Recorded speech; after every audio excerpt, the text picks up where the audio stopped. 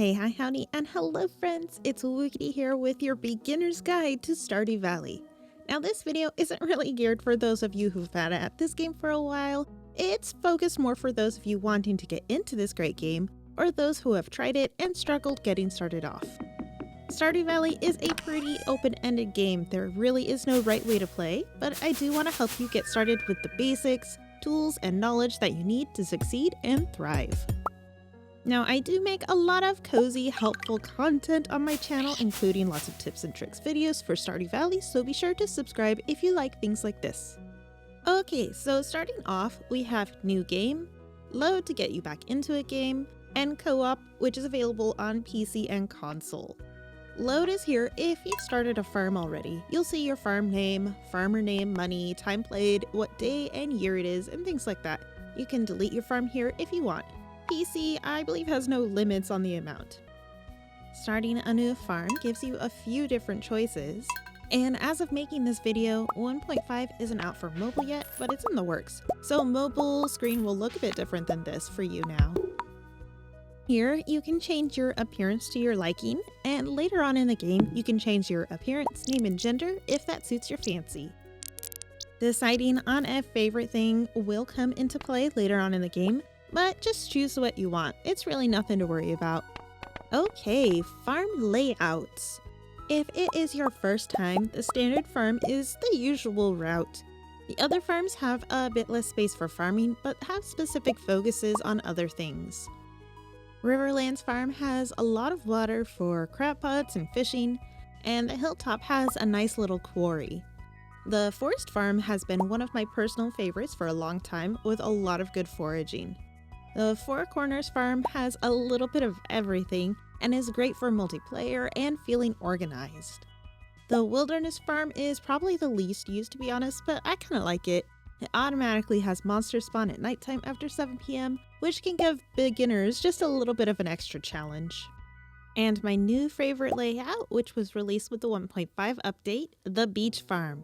This map can be a bit difficult as sprinklers don't work on the sand at all, but I personally love the extra challenge and access to ocean fish from home. For this guide though, we're gonna stick with the standard farm layout. And now the 1.5 update gave us this advanced options here. Let's go over a little bit what we can adjust. In Stardew Valley, one of the paths that you can take is to complete the community center. There are specific items that the game asks for. You can remix this if you want, but if you're new, you might want to stick to the usual.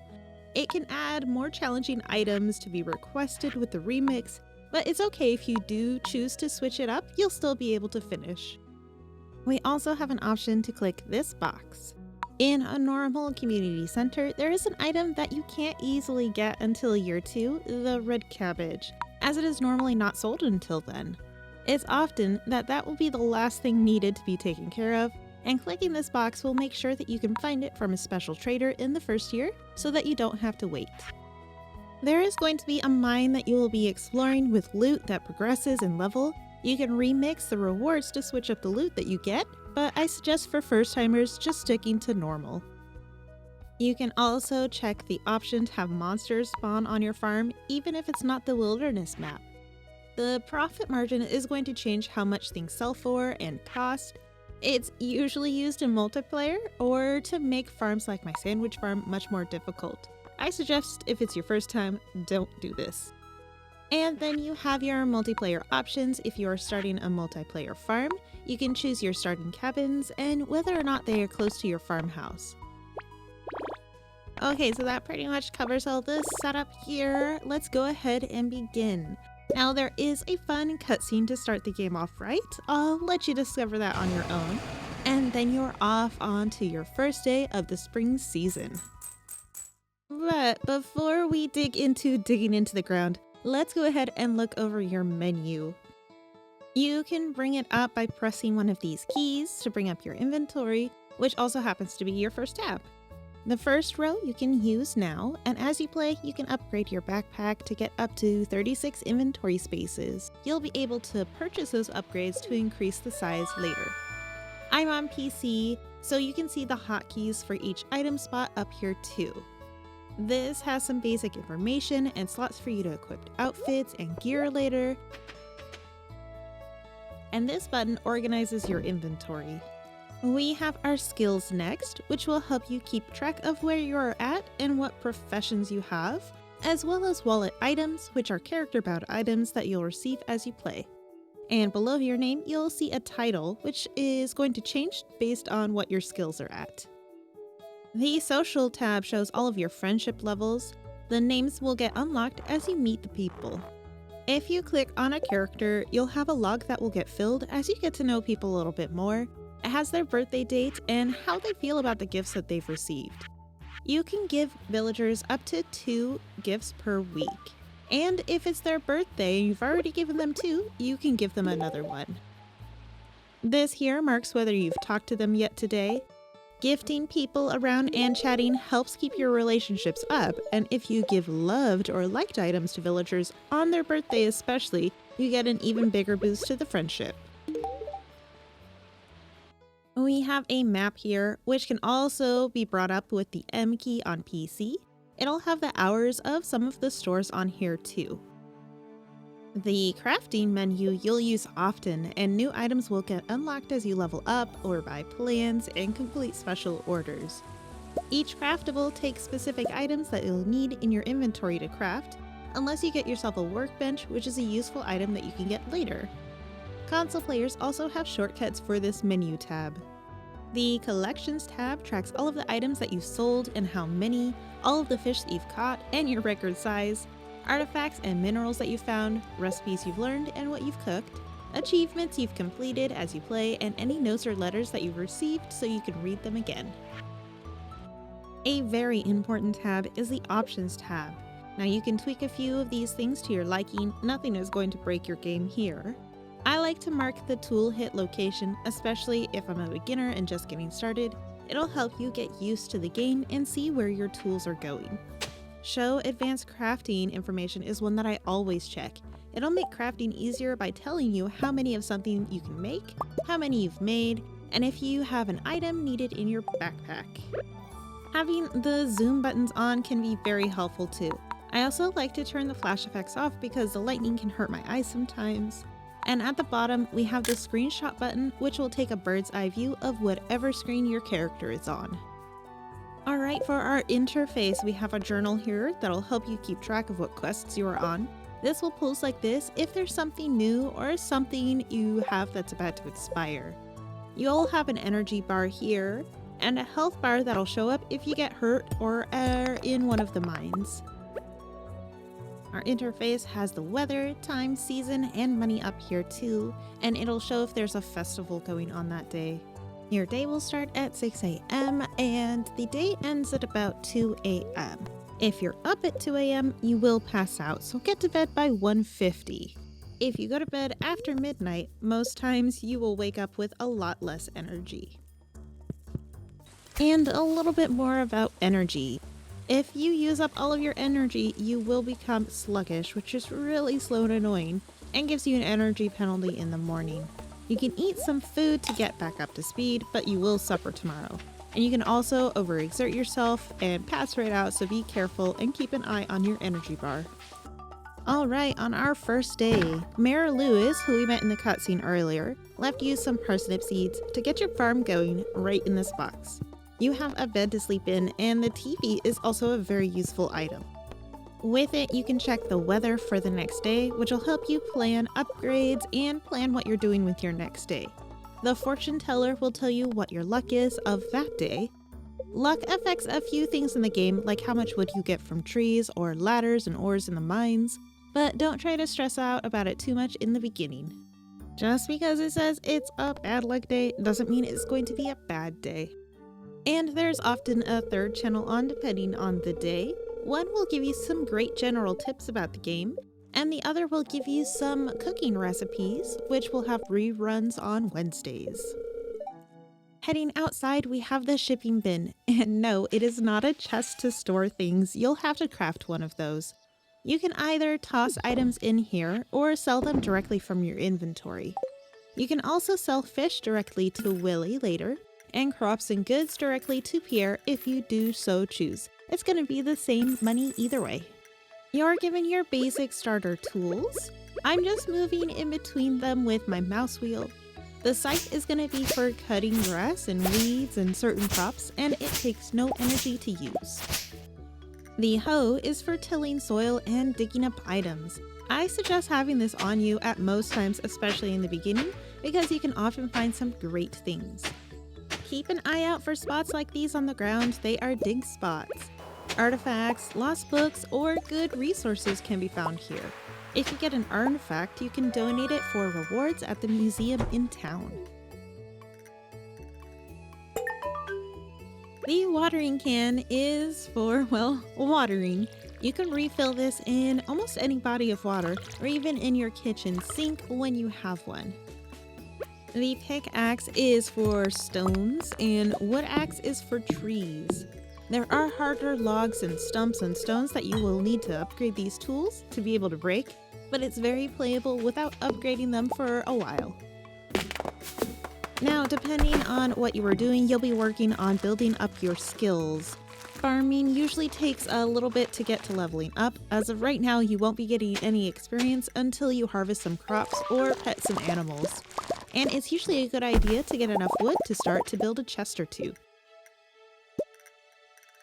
You can hold down the action button to repeatedly use your tool without having to keep clicking too. Having your crops watered every day is important for them to grow on schedule so that you can harvest and make money. It's important to pay attention as you get later in the season to not plant anything that would take longer than the days left, which is 28 days per season in Stardew Valley. Otherwise, you'll have dead plants on the first day of a new season and have wasted all of that money on those worthless seeds.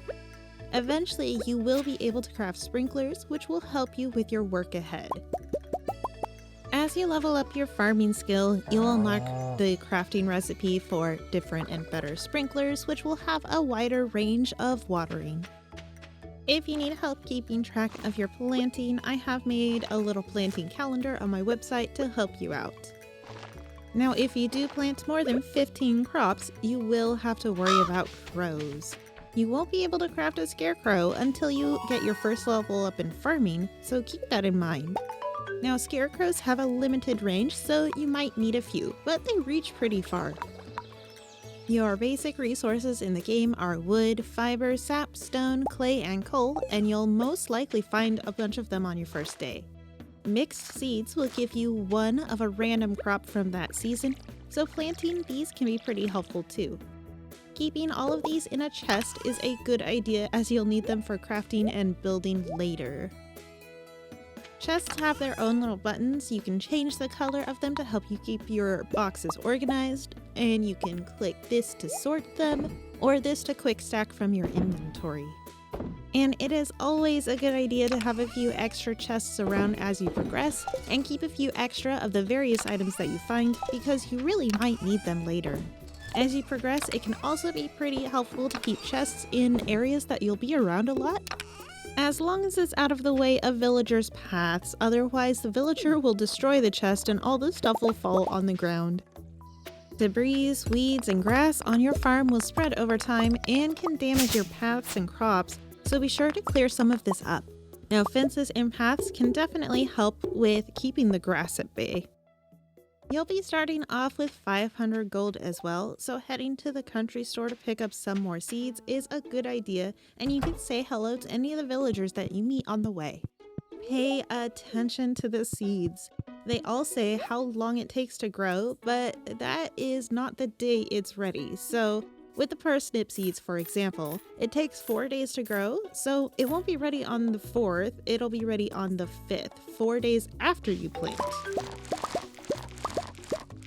Starting out, it's a good idea to get a diverse set of seeds, as you will need some of these for bundles, but you can plant them later on this season when you get more money as well too. Be careful with plants that come on a trellis like green beans, grapes, and hops. You can walk through any crop but these, so be smart about where you plant these. You can also destroy your crops with a pickaxe or axe, so be careful holding these around them. Pickaxes are also used to untill soil as well.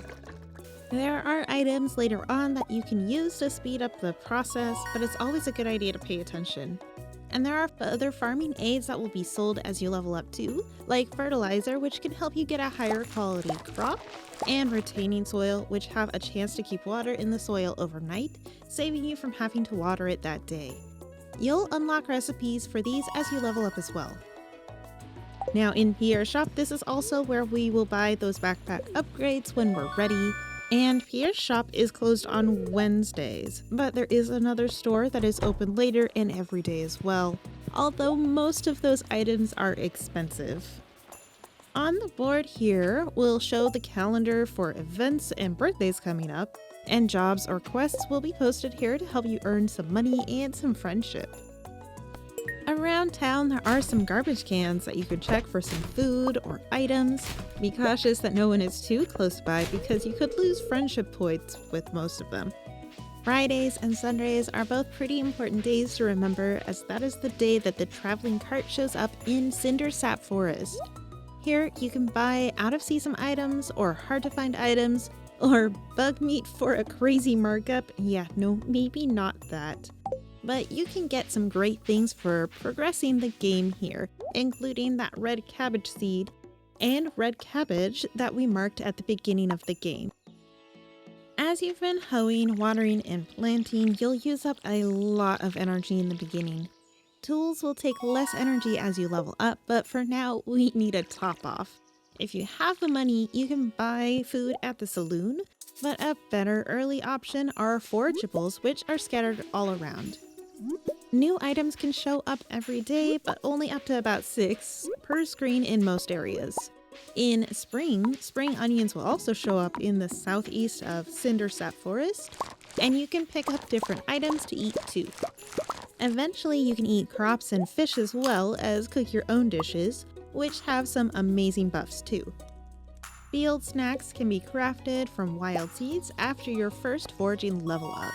You can get these seeds from shaking or chopping trees, or hitting them out of the ground after you level up. Now, trees and stumps will spread these, so that can help you a lot with energy management. I do like to leave stumps so that I can collect more seeds later. Now, I am heading to bed so that I hopefully don't get an energy penalty, and I leveled up. One of the nice things about leveling up is that no matter how late you stay out, or if you have overexerted yourself, you'll wake up with full energy. And when you level up, you'll see what nice things you have unlocked for yourself too. Level 5 and level 10 of each skill gives you a choice of profession. It's good to choose what works best for you, and later on in the game, you can always change this for a price. Now, if you do happen to pass out, be careful. If you have any money on you, you'll lose 10% of it with a max up to 1,000 gold, which can really hurt early on.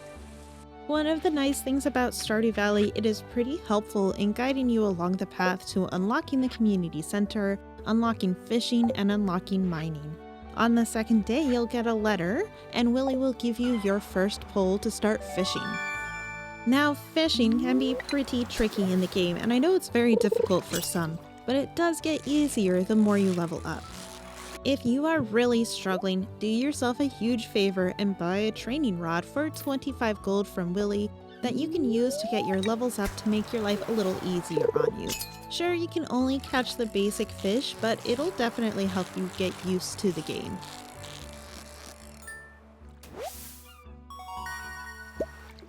Fishing gives you some great food items, it's a great money maker, and has a chance of getting a treasure chest, which can have some pretty rare and valuable things inside. While you are fishing, be sure to keep an eye out for these bubble spots too. It's a location where fish will bite more often. And later on, as you level up, you'll have access to be able to buy better fishing rods that can use bait and tackle to make things easier as well. When you enter the mines for the first time, which is unlocked on the 5th day of spring, you'll be gifted a rusty sword. It's always a good idea to keep a chest here until you get your backpack upgrade. The mines can be very dangerous, so be sure to bring food to eat, your sword, and of course, your pickaxe. As As you get down different levels of the mines, you'll see these levels with elevators. You can use this to go up and down to any level ending with 0 or 5 that you've already visited, so you don't have to start from the top every single time. Slaying monsters can be hard at first. The first 30 levels have monsters like bugs, slimes, duggies, and rock crabs. Getting too hurt can cause you to get knocked out, which is never fun. Unlike passing out, getting knocked out doesn't automatically move on to the next day, but you do have a chance of losing items and money, which one of the items can be recovered from Marlin later on. So really try your best to avoid that. There are over 100 levels in the mines, getting harder and harder as you progress, eventually going to be unlocking a harder cabin and dungeon in the later game. You can find some very useful items in the mines for crafting, community center items, artifacts, and even new gear. New gear will show up in chests on certain elevator levels, or can rarely drop from monsters or crates. If you find a ring, you can equip it too. Boots or shoes will help you with your defense and immunity. Immunity helps a lot with protecting you from special monster attacks like the slime attack, for example. Combat in this game is pretty straightforward. With your sword, you can block and slash. If you happen to come across a dagger or a club, they don't have a block, but they each have their own specials. Daggers will go really fast, but have a very short range and have a super fast special attack. The clubs go long and hit heavy, but are very slow, but they do have a nice power attack. After a while, you'll find a slingshot that you can use if you like. You can load it up with stones or ore or special ammo later. And you'll find bombs that you can find or craft, which hurt enemies and break things. They do hurt you too though, so maybe stay clear. When you unlock the Adventurers Guild, you can sell all of your extra weapons and gear here, and buy anything needed, or work on the monster eradication goals, which can give you some amazing items to help you in the mines. Unlocking the community center, which you'll finally have access to around the 5th of spring, will give you the option to either fill out the bundles or choose a different path and buy upgrades with Joja Mart. If you start doing the Joja route, you won't be able to do any more bundles, so keep that in mind. What you do here is up to you, but this is normally how you progress in the game, as they unlock different areas and features. Now that the community center bundles have been unlocked, we get a new button in our inventory and chests, which will bring up the bundles. If you hover over an item needed for a bundle, it will make this little button pulse. Eventually, you're going to want to start building things and upgrading tools. Clint is the blacksmith in town, and he will sell ores, crack geodes, and upgrade tools. If you are upgrading a tool, Clint will have it ready for you in a few days, so be sure you aren't planning on using it for a little bit. If there is a festival going on the day that you need to pick it up, the door will be locked, so you're going to have to keep on waiting one more day. Upgrading a watering can is usually best started on a day right before a rainy day, so that you don't have to worry about your crops missing their daily watering because the rain will take care of it. Tools upgrade first to copper, then steel, then gold, and then iridium, which are harder and better ores that you find down in the mines and later in the game. As you upgrade the tools, they become more efficient, which means they take less energy to use, and the hoe and watering can will have a wider reach. So you'll just hold down on the tool action button and you'll be able to reach more spaces. Upgraded tools will help you with those stubborn rocks and stumps and logs. The carpenter's place is needed in order for you to build farm buildings and upgrade your farmhouse. Upgrading your farmhouse will allow you to get married, and it'll give you a kitchen so that you can start cooking. You can keep food items in the fridge here too, and your stove will pull from it.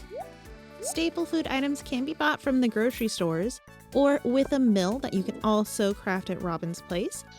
You can make sugar from beets, flour from wheat, and rice from unmilled rice. Beets is something that you get from a later area, and wheat is a summer or fall crop. Oil is something that you can make with sunflowers, sunflower seeds, or corn, though the flour is going to process the fastest. It only takes an hour. To start, I usually just buy my staples. For the other farm buildings, we also have the silo, which lets you gather hay and feed your animals. There is a barn and a coop, which both can be upgraded twice, which will unlock different animals and features in the building like an auto feeder or an incubator. To get the animals, you'll need to get them from Marnie down in Cindersap Forest. You can also buy some animal supplies here too, like hay in case you don't have enough. And be sure to buy a heater and have it in your barn or coop by winter, as your animals will get pretty grumpy if they're not warm. Animals will build friendship with you by being fed, having access to fresh grass, and being pet and not left out overnight. It is okay to leave the doors open overnight though, it doesn't affect them at all. Taking care of animals will build up your farming skill too. To start off, you're going to need a milk pail for milking cows if you have them, or goats, and shears if you get sheep. Back at Robin's, we also have fish ponds, which are a great item that you can use to raise fish in and get good items to make some money. Cabins are here for multiplayer, though if you're playing solo, you can use them too. And there is a shed that can be upgraded as well, which is very useful for keeping processors in and for extra space to do with what you want. You can build an extra shipping bin or move yours around too if you need.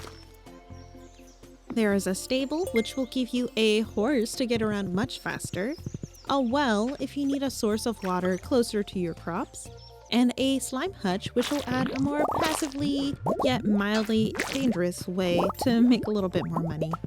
Before you build anything, be sure to have a space cleared up on the farm to save yourself some frustration.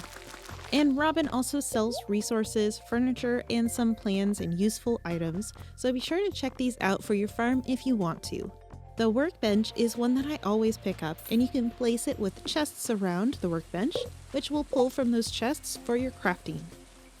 Other things that she can do here are upgrades for the community and your house. And of course, you can move around your farm buildings apart from your farmhouse and the greenhouse before it's finished. And you can destroy stuff too if you need to for some reason.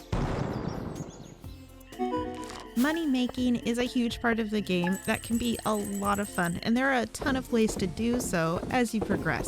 Selling fish, your mining goodies, crops, and things from the quest board are all good methods.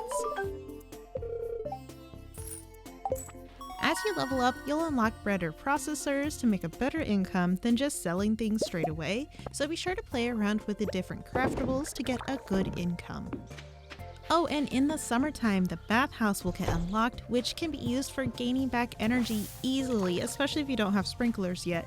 So just sit still and don't move, or you won't gain anything.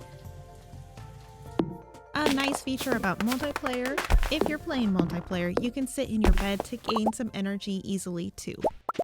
As for the rest of your progression, the game is really what you make it, though it does steer you towards finishing the community center to unlock the rest of the game and some great new areas. So be sure to explore everywhere you can as well to get really the full experience of Stardew Valley. There are secrets to be found, monsters to slay, people to court, and eventually divorce, and money to be made, and tons of fun to be had. Well friends, I really hope you enjoy your time playing Stardew Valley. I know I have. And I hope this guide has helped you to get the best start to a long and successful farm. If you like this video and want more like it, be sure to subscribe. I've got a ton of guides and whatnot around Stardew Valley because I just love this game. I'm Wickedy, thank you so much for hanging out in the valley with me, and I will see you in the next one. Bye!